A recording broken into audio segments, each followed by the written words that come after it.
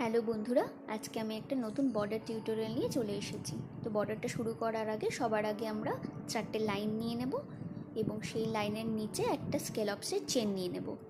আর স্কেলপসের চেনটা একটু সাবধানে নিতে হবে যেন নিচটা একদম সমানভাবে হয়। আর ওপরের লাইনটা আমরা এভাবে বোল্ড করে নেব। তারপরে আমরা দুটো ফ্ল্যাট রেফারেন্স লাইন নেব আর দুটো লাইনের মাঝখানের গ্যাপ যেন একদম সমান থাকে সেটা একটু খেয়াল রাখতে হবে। এবার আমরা মাঝখানে এভাবে বক্স টেনে নেব আর সেই বক্সগুলো যেন স্কোয়ার শেপে হয়। দেখো প্রত্যেকটা বক্স আমার স্কোয়ার শেপে হয়েছে। এবার আমি মাঝখানে একটা সার্কেল নিয়ে তার চারিপাশে 4টে করে পাপড়ি অ্যাড করব। আর সেই দুটো পাপড়ির মাঝখানে যে গ্যাপটা থাকবে তাতে আমি একটা হাফ পাপড়ি অ্যাড করব। ঠিক এইভাবে এক একটা ফুলের জন্য আমরা 4টে করে পাপড়ি নেব আর 4টে পাপড়ির মাঝের যে গ্যাপগুলোতে সেগুলোতে আমরা এভাবে হাফ পাপড়ি অ্যাড করব। এইভাবে আমরা সেটাকে করে নেব।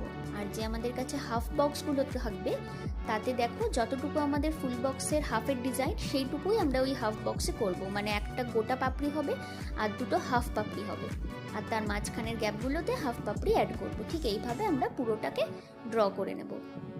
এরপরে আমরা নিচের যে লাইনটা সেটাকে রেফারেন্স লাইনটাকে ডার্ক করব আর তার নিচে বর্ডার শেষ করার জন্য যে দুটো লাইন আমরা অ্যাড করি সে দুটোকেও একেবারে আমি টেনে রেডি করে নিলাম।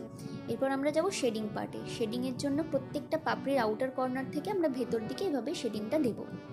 হয়ে গেলে যে হাফ পাপড়ি থাকবে তাতে একটা করে লাইন আর মাথাটা একটুখানি সার্কেল করে দেব। ঠিক এইভাবে পুরোটাকে কমপ্লিট করব।